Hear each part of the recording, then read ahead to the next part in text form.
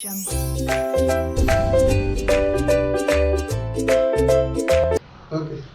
my name is Zarim Tadeza. I'm a physics teacher. I'm from Lagare Primary and Secondary School. And today we are going to discuss about the grade 11 physics, which is unit 2. The subtopic or the general topic is about vector quantities. And first, we introduce what about quantities or physical quantities. As everybody knows, physical quantities are properties of physical body that can be measured directly or indirectly. So now this physical quantity, depending on the way of or the method of measurement, this physical quantity can be classified into two. They are fundamental physical quantity and derived physical quantity. As its name indicates, fundamental physical quantity means, or basic physical quantity means, the quantities that are measured directly with using measuring devices. These fundamental physical quantities are 7 in numbers, and these are time, length, mass, temperature, electric current, and amount of substance, and luminous intensity. So these are the 7 fundamental physical quantities. And rather than these physical quantities, they are derived physical quantity, which means derived physical quantity means quantities that are measured indirectly. They are dependent, or their measurement can be expressed beyond the expression of or the measurement of fundamental quantity. So all quantities other than basic quantities are derived quantities. Example: area, volume, speed, density, and ADC. And then physical quantity, there is also the classification of physical quantity or the grouping of physical quantities. Physical quantities are also grouped into two depending on their expression, or description. These are scalar quantities and the vector quantity. Scalar quantity means is a physical quantity which can be described only by their magnitude, means by their sizes. Magnitude includes number and the unit. The number and the unit tells us how big the quantity or how small the quantity. And the second example of scalar quantities are time, mass, speed, volume, and etc. are the examples, some examples of scalar quantities. The next one is the next classification of physical quantity is vector quantity. Is our main topic. Vector quantity is quantity which can be expressed by both magnitude and direction. It includes magnitude in addition to direction. So remember, vectors are mathematical tools which are very helpful in operating physical quantities in many aspects. So vector is scalar plus direction. As we say, scalar means number and the unit. Number and the unit plus direction includes or indicates or vector quantity. Example of vector quantities are displacement. Some examples here. These are some examples. Displacement, force, velocity, torque, and etc. And after discussing about this quantity, we now pass through how can we represent vectors. So vectors can be represented, or vector representation is a way of we denote vector quantities. There are two ways of, or two methods of representing vectors. These are mathematical and geometrical methods. Mathematical means algebraical. Algebraically, vectors are written with the bold base type, just like this. And graphical means drawing an arrow on the head of the symbol of vector quantity, just like this. So this is the graphical method of, or these two are the algebraic method of vector representation. This one is bold base type, and this one is drawing an arrow on the head of the vector, the symbol for the vector of the vector quantity. And the second type of vector representation is graphical vector representation. Graphical vector representation means drawing an arrow, or by drawing an arrow. So the arrow has two parts. The length of this arrow is the magnitude. And the head of the arrow indicates the direction, or indicates the direction, and this long side or long part of the vector is called the tail of the vector. The tail of the vector.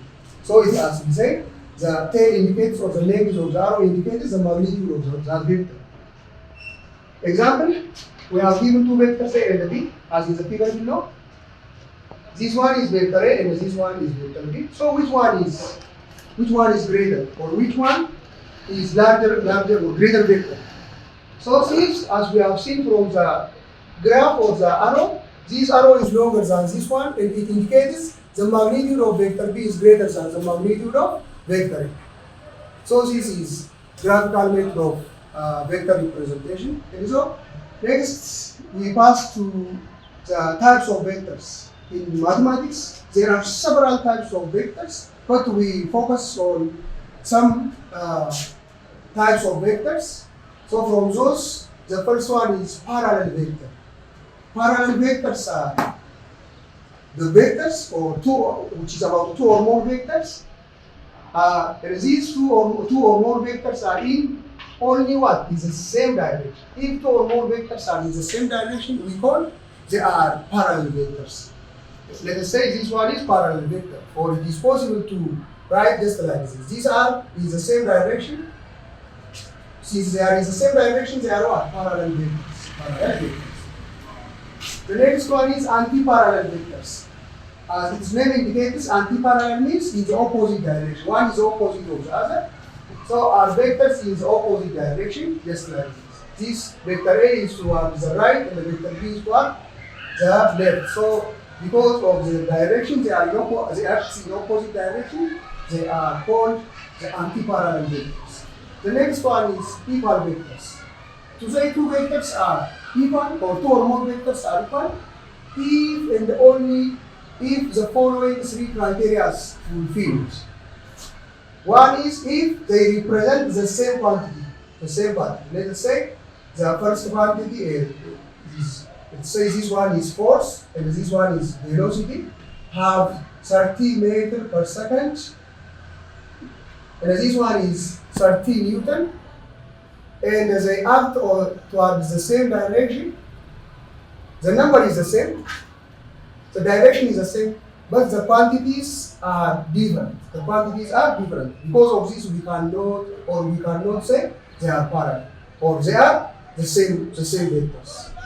To say they are the same vectors, the first one, they represent the same quantity, the same physical quantity, and have the same magnitude, and act in the same. That these three criteria must be fulfilled to say two or more vectors are equal vectors. The next one is collinear vectors. As its name indicates, collinear means the same line. So collinear vectors are vectors act on the same line, either in the same direction or in opposite direction. The main criteria or the main concept is they must pass through the same line, either in the same direction or in opposite direction. From the following are examples of collinear vectors. These two are on the same line, they pass through the same direction. This one is, these two are in the opposite direction but passes through the same line or the same point. These are also the collinear. These all are the examples of collinear vectors. The next one is coplanar vectors. Coplanar vectors are vectors acting on the same plane. We have seen, or we have considered this xy Cartesian coordinate plane. Here we have xy plane, and this one is xz plane, and this one is yz plane. So these vector A and the vector B act on the same plane. They are collinear vectors, but vector A and the vector C cannot be the same or collinear vectors, because they cannot, or they are not acting on the same plane. They are on different planes. Because of this, we cannot say they are only coplanar vectors. And finally, the next type of vector is zero vector. Zero vector is a vector in which its magnitude is equal to 0, and its direction is arbitrary, or means has no direction. The last type of vector is unit vector. Unit vector is a vector in which its magnitude is equal to 1. Its magnitude is equal to 1. So this is all about vectors. We will join us again in the next class by discussing about the vector addition. And today we have completed it. Till then, goodbye.